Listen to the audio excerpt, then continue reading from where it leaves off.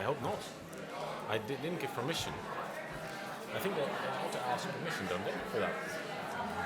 Because I have a total ban on television appearances. I don't want to be on TV in Holland anymore. Or anywhere, for that matter.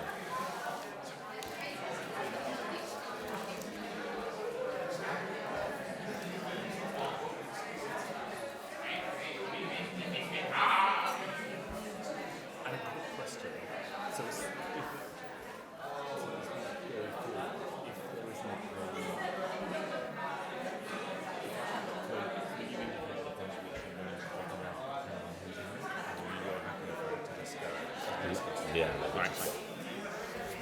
Okay.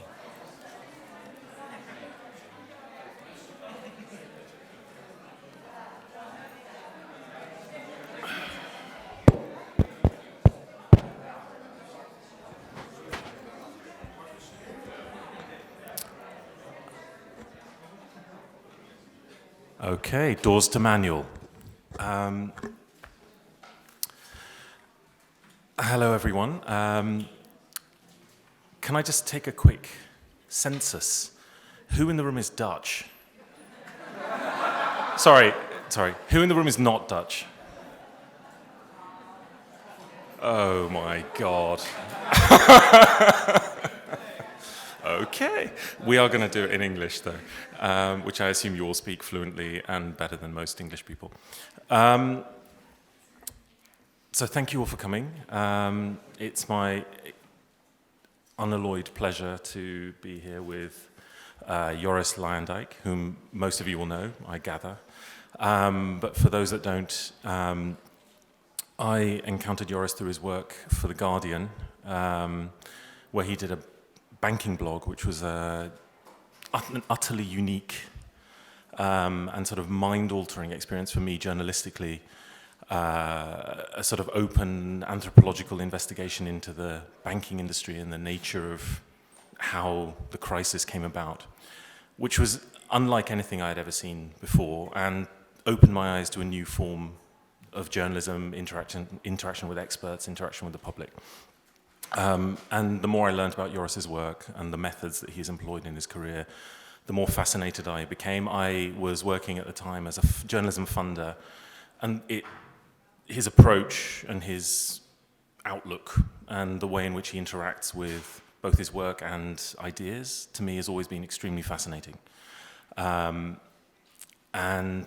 to have the opportunity to sort of explore with him today some of those ideas and where he's taking them next is really what we wanted to do. Over to him. Well, yeah, thank you very much. It's an immense pleasure to be here with you, Sameer, and with you all. This is more of a grappling session. So please get out of your transactional mode. Like, what am I getting out of this with quick takeaways from this session? Because there are none. I'm trying to dig as deep as I can on a systemic level of where journalism seems to be stagnating at the moment. And I think there's a tendency to mistake symptoms for the cause. And so there's a tendency to think, oh, if only we get rid of Trump, then all will be fine. Even though the American political system is fundamentally broken. There's a sense of, if we only get rid of the psychopaths, finance will be fine, even though the financial sector is fundamentally broken. And I think similarly in journalism, if only we get rid of fake news, then all will be fine. And I would say that the system of journalism also seems fundamentally broken. And this is why I struggle to be very interested in the funding model. Yes, it's really important that we get that right, because the internet, and especially the tech firms sponsoring this conference, have destroyed our funding model.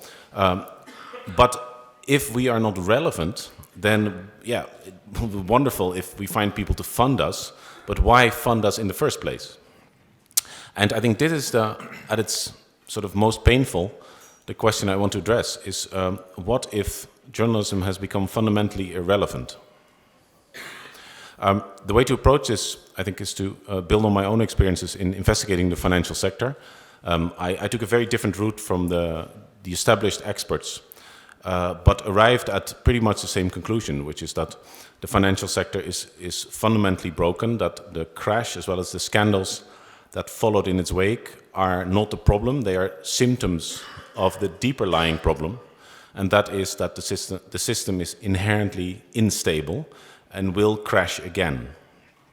Now, what I found so shocking is that if you think about classical journalism, you think about Watergate and Nixon. And so Nixon spied on his opponents. This was when this was still illegal. Nixon spied on his opponents. The Washington Post revealed the spying. Nixon had to go. So there is misdeed, exposure, and response. And the system ends up being cleansed, if you like. Now, in finance, it is like we're back in 1972.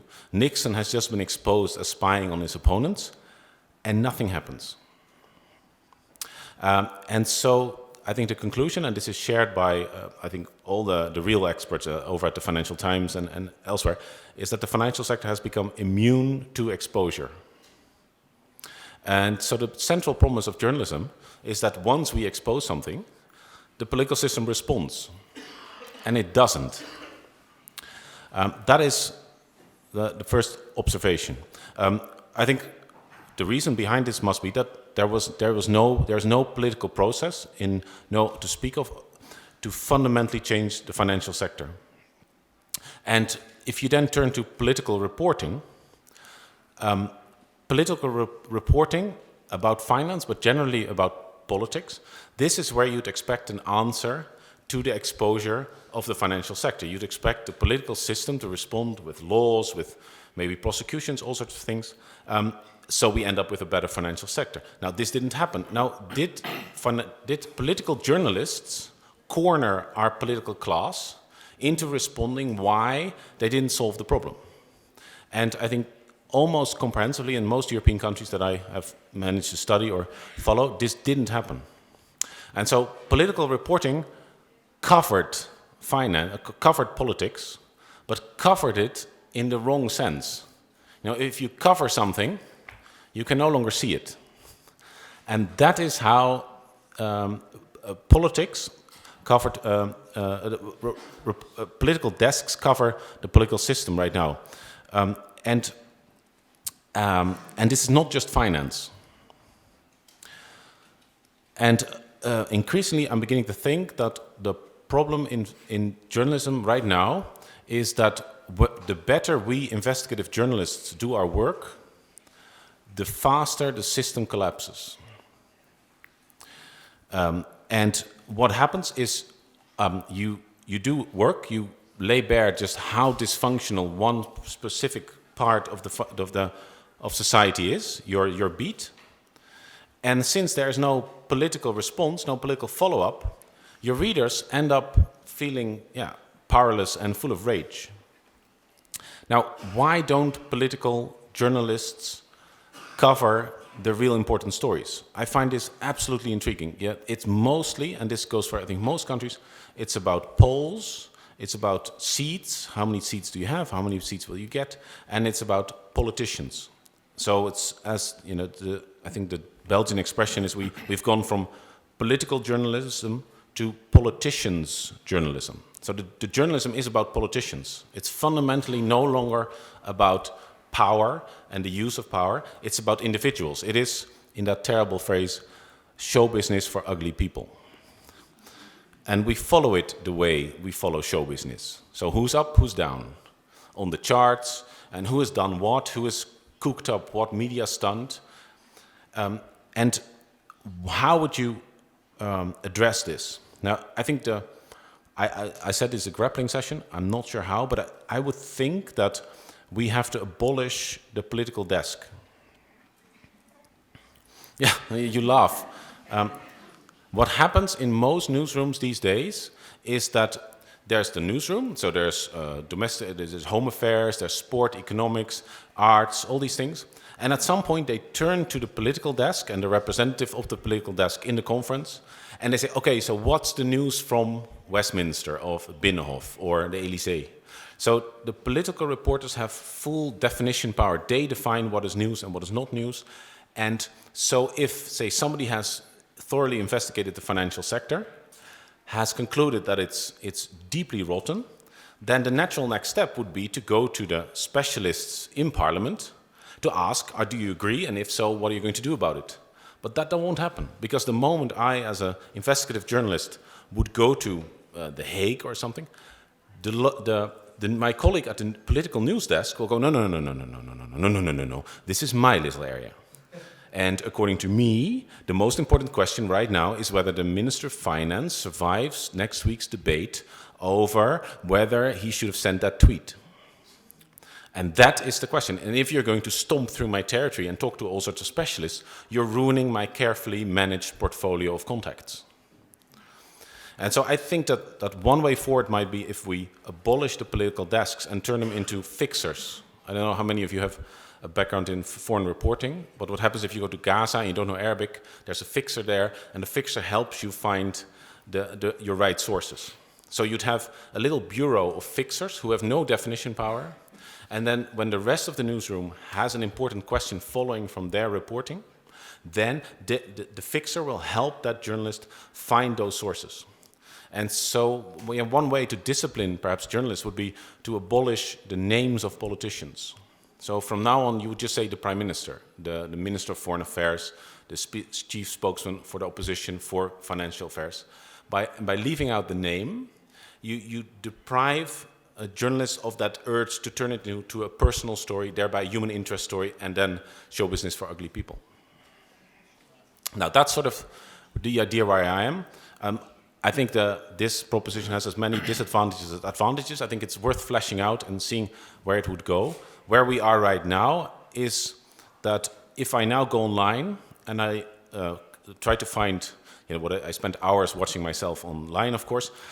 So I look up myself on YouTube or speech, and I find my own speeches on websites where there's next to me a speech on the Illuminati, and then a speech on chemtrails, and then a speech on some other, soup of the day conspiracy theory. And it makes sense, because I essentially have the same message, which is we're sitting on this time bomb, and it's not being addressed by the powers that be.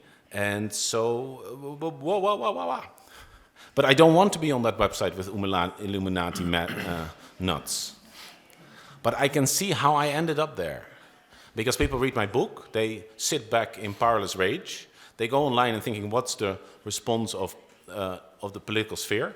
And there's nothing. And this, I think, goes for much investigative work. So, final point, I've interviewed a lot of populist voters, and a lot of them expressed this desire, this need for charismatic leadership, for a Putin-like figure who will just do away with all this deliberative democracy and will simply solve the problems. And I worry that with investigative journalism, without a political follow-up, we feed the hunger for that kind of charismatic, dictatorial politics. And it's the absolute opposite of what we think we're doing. And so that would make us the useful idiots of the populists. All right, and so what, this is the launch of your political career? No. So we're going to interact much earlier than is customary in Perugia. But I want to start by drilling into a couple of areas that you've outlined, and through the prism of the work that you've done. So going back to the where you started, this relationship between the reporting and the method that you took, which was a highly unusual method for sort of, as a counterpoint to the kind of reporting you're talking about, and what ended in your giving evidence in the UK and I think in Belgium as well to commissions on banking practices. You researched, you listened, you collated, you put everything out in the open, you did reporting, and you built up a picture that really nobody had ever seen before of parts of this industry, and you did it through a sort of process that was extremely gentle in a way. You weren't sort of thrusting in and pretending to be heroic. You were just genuinely kind of walking through and trying to understand, which I think also opened up the people that you were talking with, the subjects that you were talking with. So you had, in a sense, stakeholders who were part of the journalistic process with you. Then that was taken to, for example, the Commission on Banking Practices in the UK, which I watched the evidence. I must be one of at least 9 people that did. And it was fascinating to watch because you were telling them things. And, you know, as I was saying to you earlier, I remember watching, you know, it's not usual to watch kind of people who are commissioners sat at a table much like this and you giving evidence. For the commissioners, you know, to watch people's jaws physically drop as they're being told things that they had no idea. And so to me, that when I was watching that, I thought, this is going to end in something. This is going to fundamentally change things because he's telling them something. But what happened? You know, as you say, there was no political process. There was no real accountability thereafter. Nobody was arrested. So can you talk us through a little bit of that and where the disjunction is in that? Or? Yeah, I think I don't know how many of you attended the session with Jay Rosen about the membership puzzle and his beautiful phrase, to optimize for trust. What I try to do is not so much optimize for trust with my readers, who initially really hated it. They were Guardian readers, they were ready to bash some bankers. And I was interviewing those bankers in a very open way, sort of to tell me what it's like to be you. And so I try to optimize for trust with my sources. Because I felt that if the financial crash of 2008 came as a complete surprise to basically every regulator, consultant, financial journalist, academic, and so on, I'd have to approach this entirely openly. I should not follow up on their questions because they had been asking clearly the wrong questions, or they would have seen this thing coming. So rather than solving a puzzle, which is most of the time what you do in journalism, you have your answer, you have your question, and then you find an answer, a puzzle. I thought this was typically a mystery. A mystery is where you don't know the question, rather than you don't know the answer. So I had no idea what to ask. And so I began to just ask very openly, and I posted those interviews, 2,500 words, so 10 pages in book form, online. You can still look at them on the Guardian website. And as more and more interviews began to appear, more and more sources began to come forward, which is not at all what classical economics will tell you, because if you go work for Goldman Sachs in the city, the first day they sit you down. First they make you sign away all your rights under EU law, so they can exploit you to the full.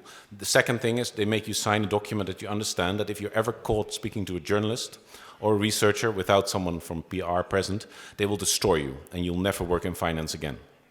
So according to classical economic theory, we are all selfish, that nobody should ever sit down with a Dutchman working for The Guardian to give an interview that would then be published, anonymized.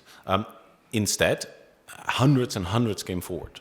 And so this worked. It worked to optimize for trust with your sources, provided that indeed you play a very humble role. I mean, no John Simpson, I liberated Kabul kind of silverback guerrilla journalism. You have to be very modest and humble. And sources have to feel that you're helping them tell their story rather than using them to tell your story. So that brought out, to my mind, absolutely fascinating insights. On the other hand, quite shocking. You know, in banks, I discovered soon enough, you have thousands of people. They work for risk and compliance, and their job is to stop bankers from doing the things that they keep on doing: risk-taking, excessive risk, and law-breaking. So you've got this department called Risk and Compliance. Nobody had been interviewing these people. So when I discovered that they existed, I just went up to them and I said, so your job is to stop bankers from breaking the rules. That's not going really well, is it? So are you really bad at your job? This is the Dutch way. Or is something else? Is there something we don't know? Same with the risk department. If your job is to prevent bankers from taking excessive risk, that kind of didn't really work out in 2008, did it? And then quite soon enough, they began to explain, well, you can be fired in 5 minutes here. So what do you think I'm going to do? Now, what is so amazing is that if you look at the literature until 2008 and after that too, this was not made, thematiseerd. This was not made into a theme, that the fact that you can be fired in 5 minutes. Even though all bankers told me, if you can be fired in 5 minutes, your horizon is 5 minutes. Why would I care whether my bank blows up in 18 months if I'm almost certain that I won't be working at that bank in 18 months? So this was the sort of stuff that made the jaws drop of these people who, in politics, who are paid to follow the world of finance. So initially I thought, hey, this is working. You know, my work is being picked up by the political process. This is how it should work. It's sort of, you know, the Nixon-Watergate procedure. And then it just fell flat.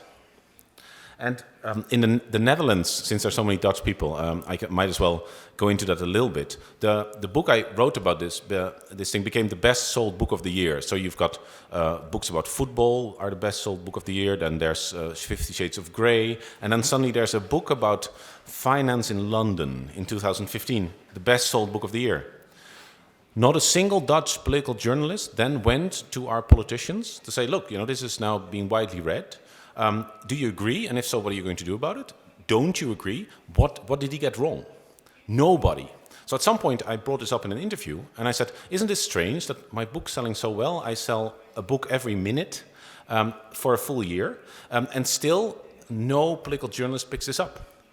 Next thing, my own newspaper NRC fact checks my statement that I sell a book every minute. And I think it's deeply depressing if you realize just how much damage the financial sector has done, can do, and will do. So it's such a small mindset, and I think in Britain, the book the book just found its way among many other books that sold much better, but they were ignored in similar ways. And the hard thing is that with finance, specifically financial reform, in those years, 2011, 12, 13, 14, there simply wasn't a political process. The Labour opposition just didn't attack the government on this point. So you do one piece, pointing out, look, the problem hasn't been fixed. You do another one, and after 3 pieces, my editor at the opinion desk of The Guardian says, I think we have now reached everybody who could possibly want to read your piece about there not being a political process. I don't think you're going to reach anyone else beyond that. So until there's like a big report coming out or an emergency debate or a big demonstration, you need some sort of peg. And the political process political parties are meant to provide that peg, but they don't. And this is, of course, because in Britain, both political parties are just feeder channels into the financial sector. Tony Blair ends up working for JP Morgan and making 10 times what he made as a prime minister. And that's his second career. If you make 10 times more in your second career than in your first career, you might as well argue that your second career is your first career, and that being prime minister of Great Britain is like an internship in order to go work for JP Morgan. So these are really fundamental problems, and the book comes out across Europe, and I give these talks, and whether I go to Sweden or Denmark or Germany or Holland or France, everywhere hands go up, and they have their own Tony Blair, and they have their own cast of politicians that are just, feeding into the financial sector. This, again, is not being picked up by political journalists. Try to think of a political debate, an election debate shortly before the elections, where the moderator asks each of the parties, okay, so if you provide the Minister of Finance in the next government, do you promise that Minister of Finance will not go to work for the financial sector after he's done? That question isn't even put to them. So it seems that there's a kind of learned helplessness with the political journalism these days. And many of them also find their way into not so much the banks, but in the PR departments. So we're looking at, I think, a really structural form of legal corruption. Okay. Because it's not against the law to go work for banks, and it's not against the law as a journalist to become a PR spokesman for that bank if you've been working for the Financial Times, for example. But it is a form of, in Dutch there's corruption and there's corrumpering, which is sort of, that's the word I would prefer. But this poor language called English doesn't have that word. Well, I was told this week, actually, by a Dutch person, I don't know how true this is, but that the English language has so many letters in it because the Dutch printers kept adding extra letters in to make more money when they were printing English books. Yes. So we've been messing with your mind for centuries. Some fake news for you right there. So I want to come back to what you're talking about there with a sort of governance problem. You talked a little bit about the lack of action, lack of political processes, also the co-opted political reporting, this covering metaphor, and so on. So, we've talked a lot about these issues, and we've talked a lot about where political power is now. A function of these sort of, this symbiosis between political reporting and parliaments and politicians, the who's up, who's down, all of that sort of reporting on phenomena, doesn't look at issues of power, as you've said. At the same time as power certainly in Europe, the nature of power is changing. So national governments don't have and possess and exercise the same type of power that they did 20, 30, 40 years ago. Power resides at the European level in many senses, but is accountable to who knows what. Power is also decentralizing to the municipal level, the city level, mayors, small councils, and so on.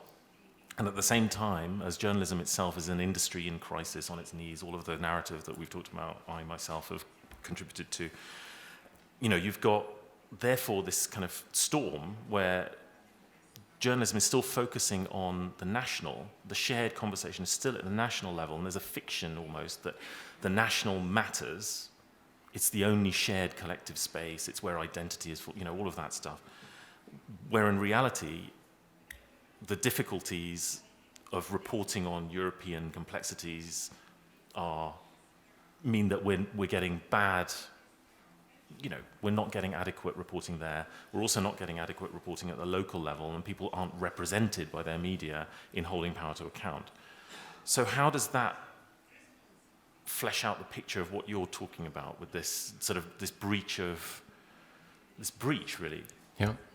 These are extremely valid points, and this observation is that power now resides at the global or the European level, but politics still happens at the national level, whereas at the same time the national level, at least within the EU, has been hollowed out by indeed decentralization, also privatization, and then Europeanization. So the big questions about defense, law, and monetary policy have been delegated to Frankfurt, to Strasbourg, to Brussels. And over there, we do not have, at the European level, a corresponding European conversation, a European political process. Also because the institutions operate so differently. We call it the European Parliament, but it's really very different from a national parliament. And so we talk about the transfer of powers from the national to European, but that suggests that those powers remain intact and the same. But something happens to those powers as they become transferred either to the European level or the World Trade Organization and the UN. And so because I did go to those financial specialists at political parties, and what is really shocking is that they really know their stuff, and they're never ever invited by the talk shows to ever strut their stuff. And what they told me is that, look, if we break up the banks, which is one of the two things we really need to do, if we break up the banks as a country, then the big banks from other countries come and they pick up the nice and juicy profitable bits from the broken up banks. They let the unprofitable bits die. Then as the Netherlands, we don't have banks anymore. But in the next crash, we'll be hit even harder, because in a crash, suddenly all banks are national. If you don't have a bank yourself, you're screwed. Ask the Hungarians and the East Europeans. So we're in a worse place than we were if we didn't do this. And nothing changes, because if a crash happens, Holland will still be hit as hard as it would be otherwise. So unless we take on the banks on a global level, or at least on a European level, it is more rational not to do anything. And that goes for every European country. In other words, banks operate globally or in the European level, playing off one country against another, and electorates still operate nationally. And so journalism grew up at the end of the 19th century together with the nation state. And I think journalism in many ways is a letter to the king, except the king became a parliament. But it's, this is the stuff that's not going well. That's one function. And the other function is a letter to the people from the king, like this is what the king is doing. The trouble is the king has disappeared. And so I think political journalism on the national level right now is a bit like the emperor's clothes. It's political journalists and and politicians pretending that they're relevant and trying to sort of monopolize information about the political process in order to maintain that myth. And so the question then for journalists outside of this little bubble is, how do we report on that? And it really seems like we need journalism about political journalism because it's so terrible. But that's really difficult because if you look at the structure of a newsroom, at the board of editors, almost invariably has at least one political journalist, someone who spent a couple of years at Binnenhof or at Westminster and then is promoted. Those journalists currently staffing the newsroom at the political desk know that one of them will then succeed that person. So it's a feeder channel towards the board of editors. So if you're going to you're going to criticize in your own newspaper the political reporting, that is extremely difficult. And so I think most newspapers and also television and radio just settle for the ways. It's always safer to be wrong in a group than right on your own. Well then, so two things then. One, and then I want to open it out. To challenge a little bit on the sort of journalism and investigation path that you've described. The Panama Papers did roll out extraordinary sort of both transnational and in some national contexts, some effects, some political accountability. When I talked to Transparency International EU, they said to me, look, the single thing that has unleashed the greatest policy innovation in transparency at the international finance level is Panama Papers. Without that, it's outstripped 20 years of NGO advocacy, policy research, and so on and so forth. With that one colossal leak and investigation and the coordinated publication at the national and international level, it has utterly transformed the landscape. Yeah. So there are examples where it does work, but what's different about the failures you're describing? And then the second thing is anyone actually doing things that you think, yes, that's the direction we should be going in. That's something that's of value and is working within a different paradigm and is not looking at that system and just continuing to feed it, but is actually doing something entirely different, standing outside and taking a transverse view. Yeah. Well, I would indeed, with the Panama Papers and generally, I mean, a set of these revelations, because I think what part of the strength was that it wasn't just a one-off revelation. Before that we had LuxLeaks, and then we had a few more. Sure. And as we journalists know, you need this sustained campaign of new pegs to hang it on. And then the NGOs had cleared the terrain, prepared the terrain.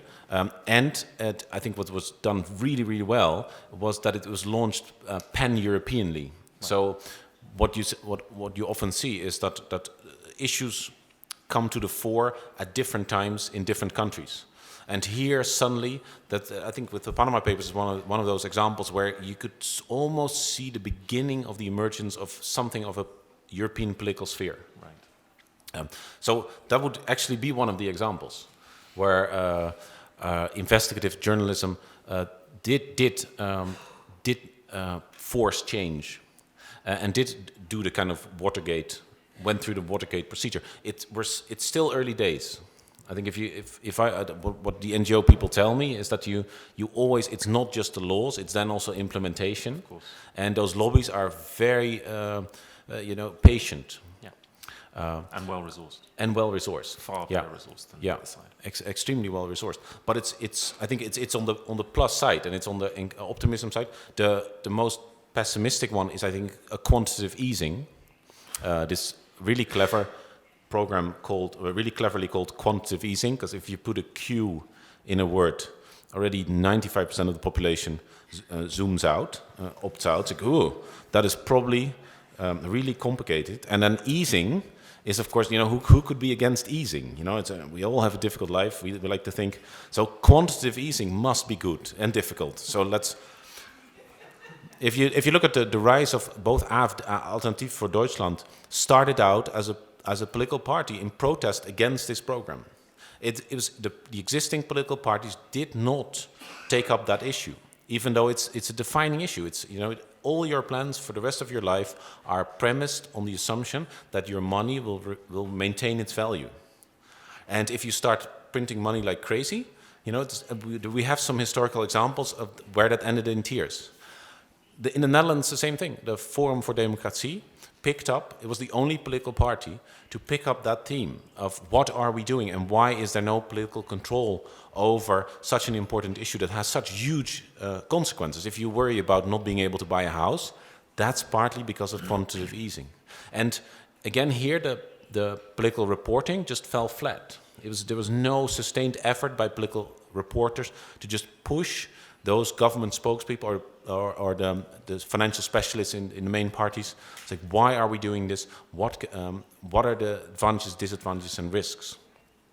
So I think the Panama Papers is a really good example of the fact that we haven't lost yet, and we may actually be on the right track, but it's going very, very slow. Okay.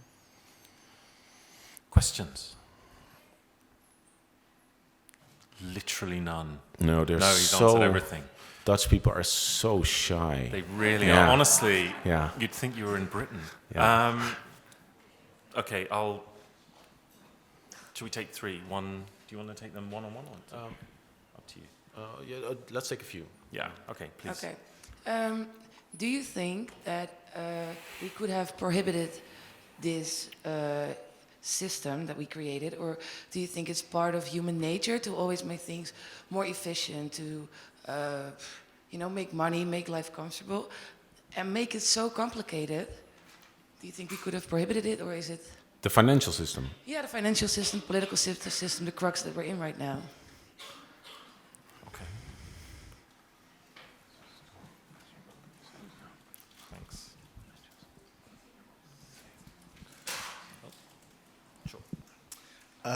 My question is the thing about the political journalism system. How would you try to rearrange the whole landscape about political reporting and journalism? What's necessary to change the situation we're in right now? Sure. Okay. Okay, thanks. And then and three. And Sean? Thank you, Joris, for this very enlightening talk. I'm Ernst Jan, I'm with The Correspondent. I have a question about the audience. So at The Correspondent, we're also trying to, we basically inspired on a lot of the things you've said. So it's no wonder that we're also trying to uncover these forces that shape our societies and our lives. What are your experiences with getting the attention of the audience for these kind of stories? Because of course, politicians' journalism is almost, as you said, it's show business. So it's easy to follow and entertaining to follow. You managed to sell a book about a topic that doesn't qualify as politicians' journalism. What did you learn about that? And what can we as journalists learn about that? Thanks. So whether our political and financial system are a natural consequence of human nature, I'd say that human nature is a very flexible thing. I'm an anthropologist. The first thing you learn in anthropology is that there are two tribes, and one says, sleep with your cousin from mother's side, and the other tribe says, sleep with your cousin from the father's side. You see, these people just have the same human nature, yet they have completely different values in their own little Papua New Guinean village. And so I think human nature is one of those abstractions we put after the fact. We see human beings behave and think, oh, so that's human nature. But then we should be careful not to reify it and think it's human nature forcing us to do these things. So I'm very optimistic about human beings and their ability to change. I mean, if we manage within 200 years to give equal rights to Jews, to homosexuals, to women. I mean, we're not there yet, but we've made incredible steps. 200 years ago, people would have said, no, that's against human nature. So human nature can go many places. How should we arrange political reporting? I think to defenestrate, if that's the word, the political desk. The political desk as a separate source of defining power I think should be stripped down. And so the questions like what is the news from politics should no longer be asked by people who spend all their time with political journalists. And I was talking about this talk earlier today with someone from France, and she was explaining how there are all these lunch clubs where political journalists sit and they speak off the record for hours with politicians and they can't write a thing. And in Denmark they use the same cafeteria. In the Netherlands they have this gentleman or society. It's a sort of a club, an exclusive club where only they can go. There are all sorts of mechanisms in all these countries where political journalists get co-opted. And I think to pick up on, build on Ernst Jan's point, they're also pushed into that role. Because if you ask political journalists to get as many clicks as possible, it is much easier to get a click with a tweet, a sensational tweet, than with a story about how to reform healthcare, obviously. Also, a tweet is much easier, harvested much easier than I think than an insight in our system of healthcare. So it's easier to make and it's easier to sell. So if you apply the laws of supply and demand to political reporting, you get the same thing as when you simply leave it to market forces what people eat. Until we started to regulate food, people were look at what McDonald's tried to feed them. It's fat, it's salty, and it's sweet. And it's only after we began to realize that everyone was getting really, really fat from that stuff that we began to realize maybe pure market forces aren't the way forward with food, because people end up making wrong choices. And you ask them, do you want this very fat hamburger? They say yes. And you show them a picture of what they will look like in 2 years if they keep on eating these hamburgers. And they say, no, I don't want to be that. But still every day they eat a hamburger. So they need some sort of guidance. And I think that's something similar. We just shouldn't treat political reporting and reporting generally and journalism generally as a product. I was really quite shocked to see Jay Rosen use the words market, product, consumer, customer, buying. I think that's a logic that belongs to the world of shampoo, not to the world of information. Now, that's the point about the audience. What is interesting about the correspondent, I think they've now 17 full-time correspondents, none of them assigned to the Binnenhof, so where the Dutch government sits. And I'm hearing the same thing from Jacob from Zetland, is that they've purposely decided not to put someone there. I think, if I quote you right, out of fear of that person becoming co-opted in a similar way. So it is very difficult. And I've done a little project there at the Binnenhof, and it's very difficult to keep on pushing against this crowd mentality and herd behavior when everyone is going in that direction. So that's why I think you should turn it into a sort of fixers bureau, where the fixers know where all the experts sit, where all the political, the relevant political actors sit, but the political journalists should not be engaged in the kind of quid pro quo that is so common there, where, okay, so I'm not going to write about this because that will make me very unpopular and will diminish my chances to have the final interview after the minister is forced to leave in a couple of weeks. And those sort of calculations, I think we should just relieve political journalists from those kind of wheelings and dealings. But then that dynamic that's happening between the political journalists who are covering politics, which you're arguing is increasingly powerless, increasingly unable to respond to scandal, revelation, power of corporations. They'll say one thing, they'll agree to things at the European level, come back to their national parliaments, and then say something else. All of those dynamics, which are through a system, the media, which to some degree is how the majority of people understand their society, understand, all of that stuff. It's how they reinterpret reality to themselves. So as that is getting more and more fractured, and the divergence between people's daily experience, their own stake in that, they don't see themselves reflected in that, they see a game, they see chess pieces. They see, metaphors that are described back to them are not the metaphors that affect their own lives. They're very remote from that. What's that doing to, we talked earlier about this, obviously, and there was a dimension in which you were talking about the relationship between this and populism. You talked about sort of feeding a new Putin or whatever, which is also an uncomfortable image. But in so many ways, yeah. Particularly without the shirt. But that gap that's happening with people, can we drill a bit into that populism thing and then come back for more questions? Yeah. Well, first of all, I think the word populism is terrible because it's a pejorative term. So it's don't listen to him, he's a populist, and then the populist comes back and says, don't listen to him, he's from the elite, and it doesn't help. It doesn't get us anywhere. I think protest vote and protest party, given how intellectually sparse and empty those parties are, I think is much more useful. So to call them protest voters, and then of course the big risk with protest voting is if 52% suddenly decides to protest vote, not realizing that the other 52% is doing it too, and then you have to leave the EU even though you didn't want to. So that's really bad luck for the Brits, and that's the risk. But I think if you look at the reporting over them, so we have to distinguish different things. There's on the one hand, the national is hollowed out. So political reporting about the national sphere should be limited anyway, because so many decisions are taken elsewhere. We have to develop journalism for that sphere.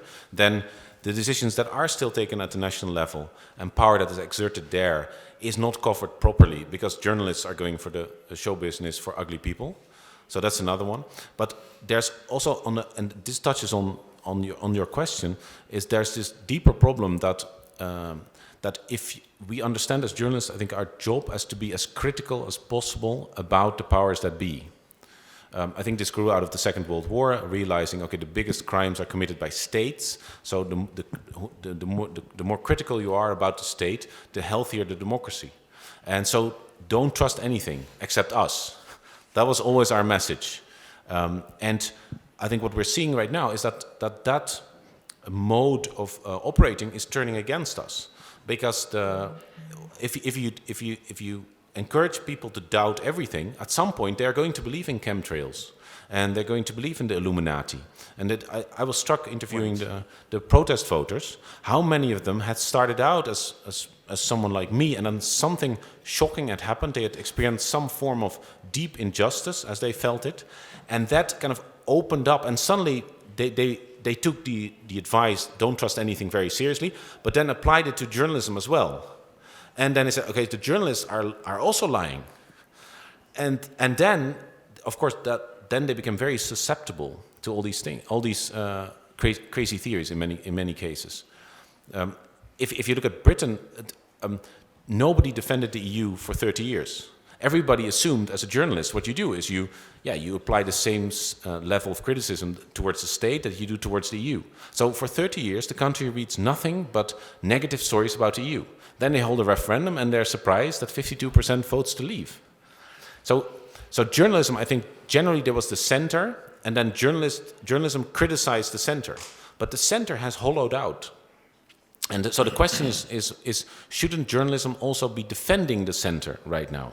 Because Breitbart and Gawker and Geen Stijl in the Netherlands and these places are doing that work for us. Nobody trusts politicians. Nobody takes them seriously anymore. But what this does ultimately is not to liberate people and emancipate them, but they reach for the guy with the shirt off from Russia.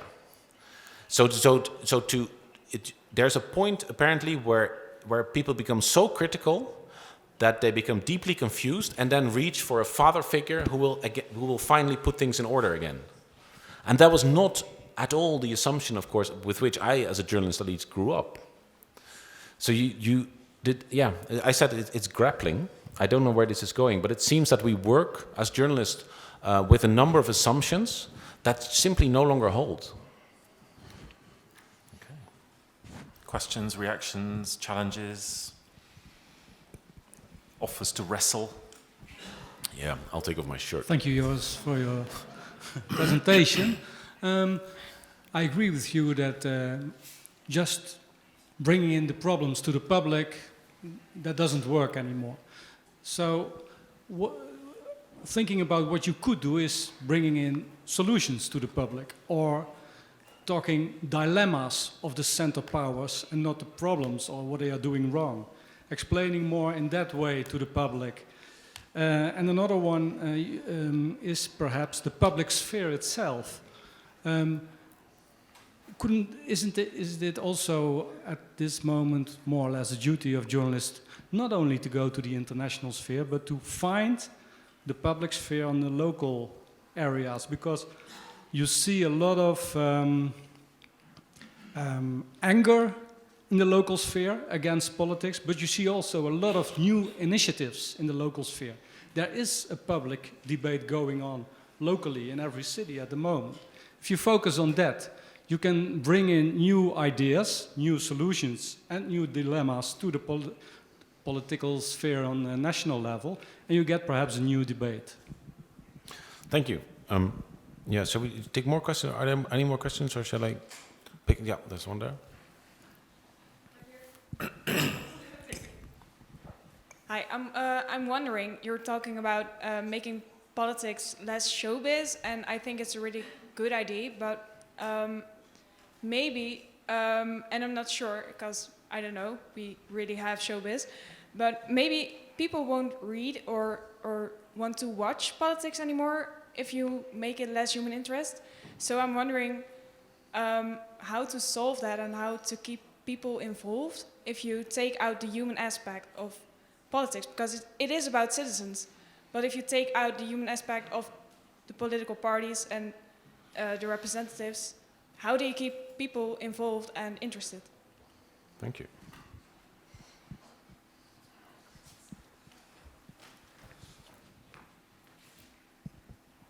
Hi, is it also not the problem that the power is no longer with the politics, but where the banks and the big corporations are now people who are in power? Question. Great. Yeah, so to start with the last one, yeah, I think the kind of neoliberal, technocratic regime that we've had and introduced over the past 30 years definitely involves the hollowing out of the political. If you privatize something, it is no longer subject to democratic debate. So if in the 80s you were elected as the prime minister or the president of your country, you had far more instruments available to actually change the things you promised to change. And it's interesting how one of the last things that hasn't been either decentralized or Europeanized or privatized is law and order. And so, for example, Sarkozy has understood that very well, and he's really played the law and order card to become president of France. It's one of those areas where, as a politician, you can still promise something and then actually do it, although you're still hemmed in by international treaties. But yeah, this is, I think the idea was for a long time that, Ronald Reagan, he said, when somebody from the horror sentence is when somebody from the government comes along and says, I'm from the government and I am here to help you. Now, that was Ronald Reagan's process. The idea was markets can do better than government. And so the more you hollow out government, the better society will work. And that has been the implicit and sometimes explicit ideological agenda of the past 30, 40 years. And it's underlying how we've organized the EU and many other things. So yeah, that is an element. Journalism is, to a large extent, it's the stuff you need to make your decision in the voting booth. But more and more, that voting booth has no power over so many other things. So that's an important element. Now, the lack of interest, yeah, that is. There are all these very polite terms about low information voters and that sort of things. People basically who have no clue. When I was interviewing protest voters, what struck me is that it's very much an assumption on the part of middle-class, well-educated people that everybody is political. It's more generally, middle-class people think that in every person there's a middle-class person wanting to get out. And what I found is that many of them said, you know, I have a very tough job. I spent 8-9 hours in, say, a supermarket behind the cashier, as a cashier. I'm really not interested in reading about different options for our healthcare system. I just want these people to do their job and make sure that I have access to good healthcare. Just like they are not interested in my job. So this is often you know, participation and transparency is always thrown out by middle class, highly educated progressives. So like, this is where to go. It all assumes that everybody deep in their heart is a highly educated progressive. And so I think part of the anger is really not is a lack of participation. It's just politics not delivering on what people expect. I think if you phrase questions really clearly and you manage to convey the urgency, then I find that most people are interested. So if for example, European integration, you say, so, okay, so our country is like a house, and we can be entirely in charge of the house, but that means that we have nothing to say about the neighborhood. All sorts of things can happen in the neighborhood, diseases, fires, we have nothing to say, but in our own house we can do whatever we want. That's one option. The other option is that we have some control and we're going to cooperate with the rest of the neighborhood. That means that the chances of fires and diseases, they diminish. However, it also means that the neighborhood has something to say about how we run our house. What do we want? I think if you put it like this, virtually everyone will have some sort of position.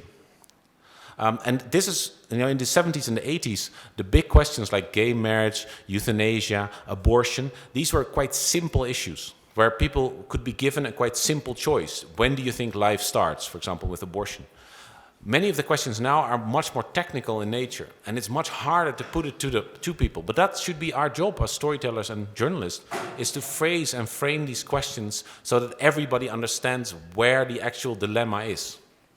And that's the word that brings me to Bas' point about solutions. I think politicians, we have politicians for the solutions. They should offer us, you know, every party should embody or represent one particular solution, and then we have a process we call elections, and we choose which solution we're going to try, and if we don't like it, we get new solutions. So I'm not sure that journalists should really identify with one particular camp or solution, because it makes it much harder to admit that you've been wrong. As far as dilemmas, I think that's really the term. That is, if you're going to present questions as dilemmas, one example is the European Army, the PESCO, as it's now called. What happens is that we don't have a European public sphere. There's no pressure from bottom up to have a European army. Instead, Jean-Claude Juncker holds a speech and says, we're going to have deeper defense integration. Then they're going to deny that it's a European army. There's no political process. There's no real debate. This is now, you know, set in motion. At some point, we're going to be presented with either a European army, or you vote for the protest parties and the brown shirts and the idiots and the fascists over there. And so I think what we would need is a dilemma-based approach here and say, okay, so there's a European army, has huge advantages. For example, it means the German army is integrated into the European army. That would mean that the chances of German army, you know, arriving uninvited on an early May morning in your own country significantly decreases. For example, many Germans also would like that. On the other hand, look at how we did the euro. There are real disadvantages to doing a European army, and this time it's not money that's being sent to the banks that lend too much to Greece. No, it will be lives. So, advantages, disadvantages, uncertainties. Now, this party thinks the advantages are bigger. This party thinks the disadvantages. What shall we do? I think it's not difficult. It's actually the same with financial reform. If you drill it down to the basics, it's about incentives, and you can explain incentives to an 8-year-old. So there's also a narrative crisis here, where journalists don't frame questions so that the audience can truly participate. It's those questions, which are, although you're sort of saying that you can boil them down to a simple level, they are systemic questions. So do you feel that the questions that are being asked are not systemic questions, that they're questions about phenomena or results or froth. Yeah, so so much news right now is process updates where the nature and the direction of the process itself remains entirely unclear. So I'm always shocked when, for example, I came back from the Middle East after 5 years there. My friends and family, of course, would feel required to read all my stuff, so they'd read all my stuff. And then I would ask, so what is an Israeli Arab?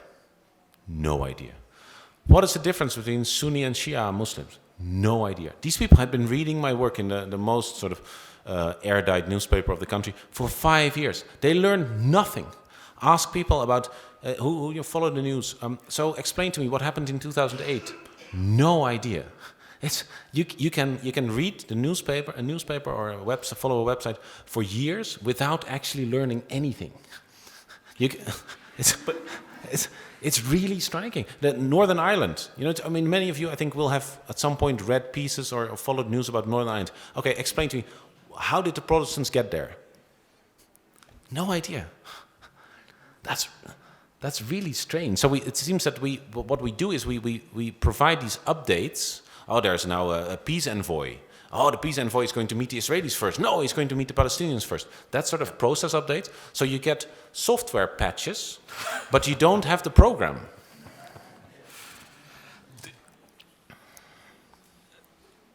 I forgot what I was going to say. Questions? Okay. We have to close. There'll be a Dutch riot. Yeah, so. You know what they're like? Okay. Well, thank you. There we are.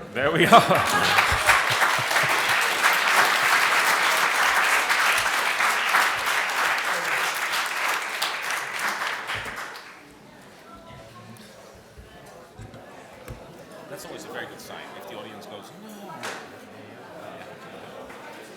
Show them a bit of chest. That's all right. No, okay. Yeah, no, you Okay. Sorry, I didn't see a signal, so I didn't realise. I apologise. It was very impressive. You do your job, and it's good because.